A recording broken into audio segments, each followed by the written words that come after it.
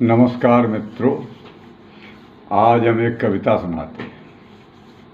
कविता थोड़ा बड़ी है, ध्यान से सुनना, जब आप पूरी सुनेंगे तब समझ में आएगी। कि आदमी थे हम काम के सामान बेचते रहे, और हाथ से गुजर गए और मेले लूटते रहे। तो कहने का मतलब है कि हम लोगों ने इतनी बड़ी व्यवस्थाओं को झेला, व्यवस्थाओं को, कुरीतियों को, तमाम शासकों को झेला, तो हमारा हाल क्या था, उस हाल को हम बताते हैं। कि तीर से, तलवार से, भाल और ढाल से, कि तीर और तलवार से, भाल और ढाल से, शेर खप गए और जौहर मिले महल से। कि मतलब जो शेर थे वो सब मर गए, और हमारी औरतें, स्त्रियां जल जल के, जौहर कर कर के मर गई, और हम खड़े खड़े रण में हार देखते रहे।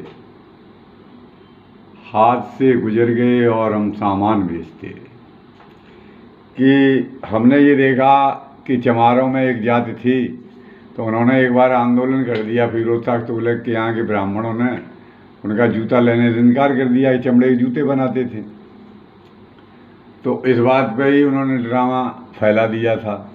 तो ये चीज़ें थी कि हमें अपना सामान बेच रहा है, हमें मुगलों, तुर्कों, फलाने ठिकाने से कोई मतलब नहीं था। कि धुंध भी छठीन थी कि हाय आह पजर गई, कि धुंध भी छठीन थी कि हाय आह पजर गई, बेड़ियां पड़ी पाँव में कि आंख अंधी कर गई। कि बेड़ियां पड़ी पाँव में कि आंख अंधी कर गई।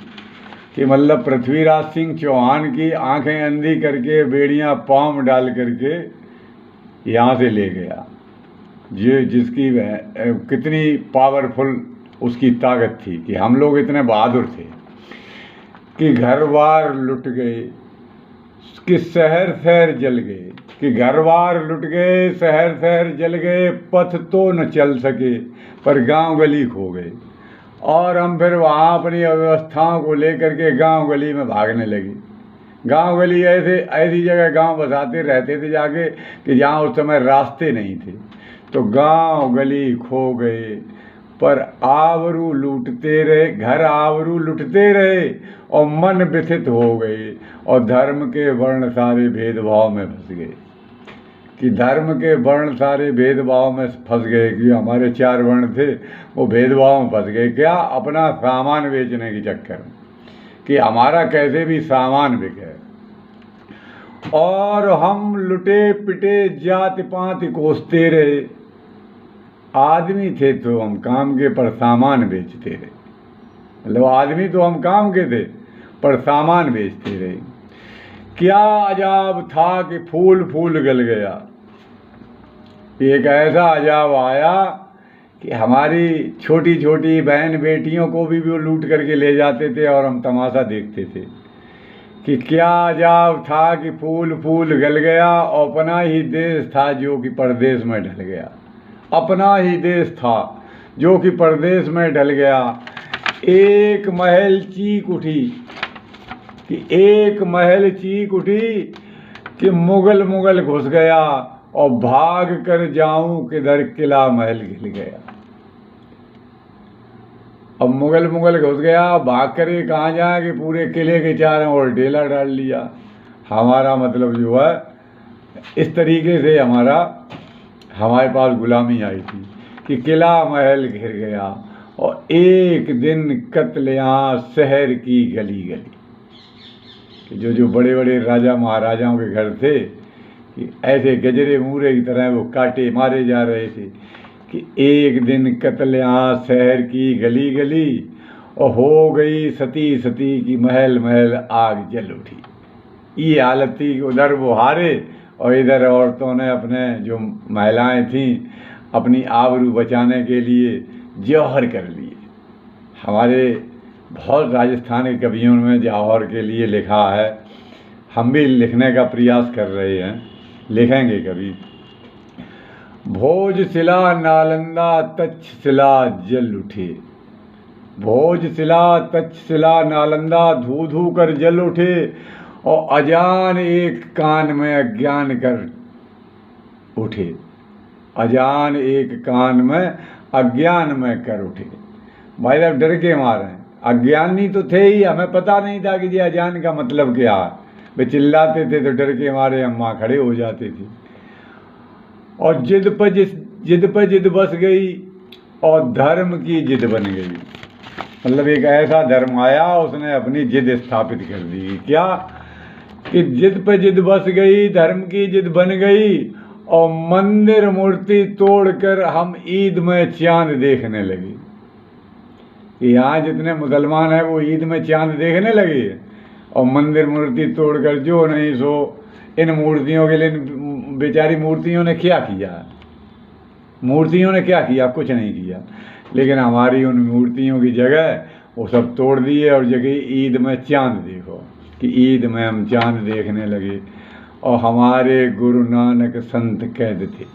गुरु नानक संत महापुरुष ऐसे तमाम नाम हैं जो कैद थे और दर्द इतना बढ़ गया कि अब दर्द भी अब मौन थे। कि दर्द इतना बढ़ गया कि अब दर्द भी मौन थे। हम जिंदा थे, मरे मरे अंधकूप में आ गिरे और धौर डोर फेर फेर मन की ओर उछालते रहे।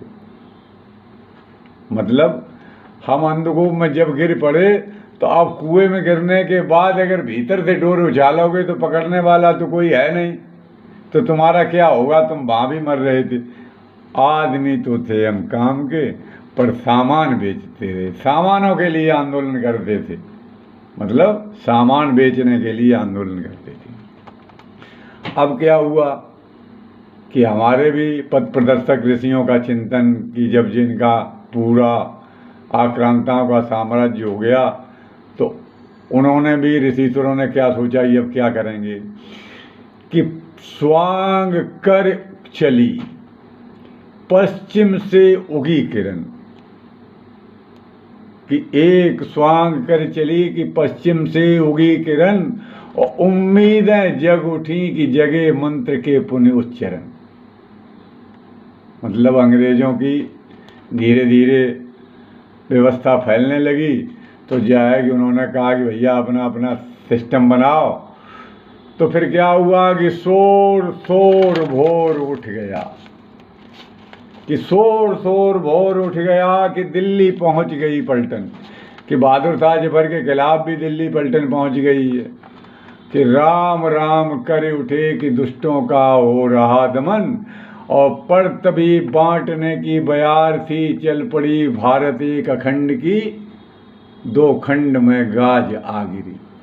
मतलब भारत एक अखंड की, दो खंड में गाज आ गिरी और हम लहू लुहान थे, एक घर दो मकान थे, कत्ल की रेल चल पड़ी और हम खड़े खड़े देखते रहे। वो आदमी थे हम काम के, पर सामान बेचते रहे। सामान और सम्मान बात एक ही है कि हम अपना सम्मान और सामान बेचने में लगे हुए थे। कि मकान ऊंचे बन गए। अब क्या अंग्रेज आ गए तो मकान ऊंचे बनने लगे। कि मकान ऊंचे बन गए, घर के आंगन मिट गए, छांव सूख कर रह गई, नीम जड़ से कट गई। कि मकान ऊंचे बन गए, घर के आंगन मिट गए, छांव सूख कर रह गई, नीम जड़ से कट गई और द्वार उसार नुच गए, बाग बैल कट गए। द्वार उसार नुच गए और घर के आंगन जल गए और गांव गली जल रहे। कि रात्रि दीप बुझ गए। गांव गली तो जल गए और रात्रि के दीप भी बुझ गए। और एक और भोर थी उगी, प्रकृति दुख बयारने लगी और दिशाएं निनाद कर उठी, तब घटा मेघ की उठी। और शोर यूं कुछ हुआ कि दर्द के शहर पर सर्प सी लहर कर गिरी बिजलियां देखते रहे। आदमी थे हम काम के, पर सामान बेचते रहे। बड़ा हालत बुरी थी। अब क्या है, जब लोकतंत्र आ गया, देश का विभाजन हो गया तो बंग बंधु घट रहे। यानी बंगाल में हमारे हिंदू समाज घट रहा है कि बंग बंधु घट रहे, कश्मीर ब्रह्म खो चुके। कि हमारे कश्मीर में ब्राह्मण थे भी, वे भी लतिया के सब निकाल दिए गए। कि बंद भंग घट रहे, कि कश्मीर ब्रह्म खो चुके, और छत्र सब गिर पड़े, वैश्य धर्म बिलखते, और भोर भोर रो उठी कि शूद्र क्षुद्र कर्म में लगे। अब शूद्र क्या है कि विधायक सब बुरे कर्म में लगे हुए और कोस रहे हम सबको, यानी काम तो उन्होंने तब बुरा किया और हम लोगों को कोस रहे हैं कि बस एक भूख जग गई कि अधर्म दोष लद चुके। मतलब एक ही भूख जग गई है कि हमें किसी तरीके से अब रोटी चाहिए, राष्ट्र का धर्म कुछ नहीं रह गया, राष्ट्र रक्षा का पुरुषार्थ का कोई धर्म नहीं रह गया कि हमें नौकरी चाहिए। हर आदमी अब नए पढ़ लेता है कि हमें नौकरी चाहिए, नौकरी चाहिए, और अभी लड़ाई लग जाए और 10,000 लाशें आ जाएं तो यही सब रोने लगेंगे। वहाँ ठाकुर वैश्य और अभी ब्राह्मण रोने नहीं जाएगा, उनका लड़का मरेगा, लेकिन जहाँ 1,000 अन्य जातियों के लोग मर के आए तो वे सब छाती पीटने लगेंगे। अभी ये मोदी के खिलाफ पीटने लगेंगे, मोदी ने सब मरवा दिए। और चर्म का अधर्म दोष लद चुके, बाक युद्ध चल पड़े, जिरह बख्तर जीन सुल चुके, तुम रहे जूत गांठ से मुगल घुड़सवार के, तुम रहे जूत गांठ से मुगल घुड़सवार के, और चर्मकार हट हाट में, जूत गांठ ठाठ में, और हम खड़े खड़े स्वयं में चमार देखते रहे। और आदमी थे हम काम के पर सामान बेचते रहे। बड़े मस्त आदमी हैं। आजकल चमार जो हैं अपने को बहुत बड़ा प्रोद्धा समझते हैं। सब चमारों की बात नहीं करते जो वाकई में चमार हैं, जो अपने को कहते हैं चमार। चंद्रशेखर आज या हमारे पैदा हो गए जो अपने को चमार कहते हैं। कोई कहता चमार हमें ब्राह्मण की लड़कियां दे दो, कोई ये कहता कि ये फलाना कर दो, ठिकाना कर दो। तो ये शादी संबंध सामाजिक रिश्ता है, तो उन्हीं चमारों के लिए मैं कह रहा हूँ। और सुनो, चमार कहने से कोई मुकदमा नहीं लगता है। हमारे समाज का वो चमार है, हमारा सम्मान करता है, मैंने कभी उससे चमार नहीं कहा, क्योंकि हमारी व्यवस्था में हम खड़ामू पहना करते थे। हम ये बना हुआ जूता नहीं पहनते थे, न चमारों की जात हमने बनाई है। चमारों की जात मुसलमानों ने बनाई है, हम लोगों ने नहीं बनाई है। हमारे पृथ्वीराज सिंह चौहान भी खड़ामू पहना करते थे। कि अरट पुरट सब टूटे, अरट पुरट सब टूटे, कुआ बावड़ी सूखी, अरट पुरट सब टूटे, कुआ बावड़ी सूखी, और लोकतंत्र की हवा चली, तहजीब मिली गुर्राती। और ये तहजीब नहीं जो गंगा जमुनी तहजीब कहने वाले लोग हैं कि गंगा जमुनी तहजीब बनी रहे, तो यही तहजीब अब गुर्राती है।